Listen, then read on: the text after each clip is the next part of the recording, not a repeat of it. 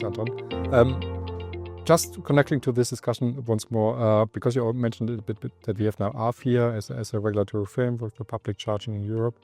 From your point of view, do you think we will be able to solve the whole reliability topic with more or less regulation? I think regulation is sometimes needed, but sometimes is too much is regulated, because I think the people who regulate stuff potentially not fully understanding what they're regulating. Okay.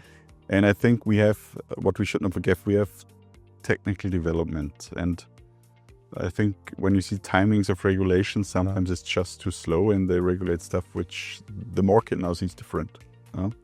I think some regulation is needed and it potentially gives the right kick in the right direction.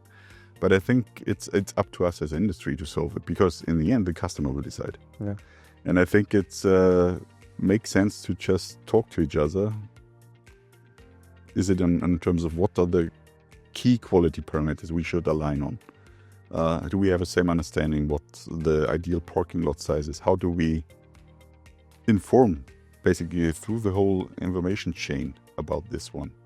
And I mean, when you see when we think about truck charging, for example, I mean, what's same since 2012 is we talk about reservation. We talk about reserving a parking lot.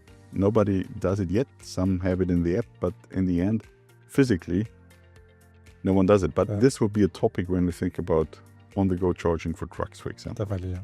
Yeah. So, and I think topics now becoming more serious again, and we have now really to think about it. The advantages, the hardware is better, the systems potentially are better, so we can do it. Yeah. You just need to do it. Yeah. Exactly. So that was super insightful. Talking about truck charging, that's a good point. And as Mayor, you are one of our oldest partners in regards of Plug&Charge, right? We rolled it out quite early together. How do you see the relevance of Plug&Charge for commercial vehicles, for trucks as well? I think when we talk to the OEMs, and I think you do as well, I think it all pops down to the driver and how convenient and how usable basically the whole charging situation is. Plus now we have the situation in the truck charging world, it's all about timing as well. So, and I think when you think about it, they don't really have time to hassle around with apps, whatever. I think Plug&Charge is the perfect way to solve this problem. And when you think about, let's say, truck charging cross-border, like we have in Austria and Germany, yes, you will end up in a situation where you have various CPOs and potentially your own EMP app. So you need something which also works in a roaming situation. Really? And I think that therefore Plug&Charge, and I mean, that's basically why we started it some years ago already, because I see Plug&Charge really as a very big benefit in terms of usability and also reliability for the end customer.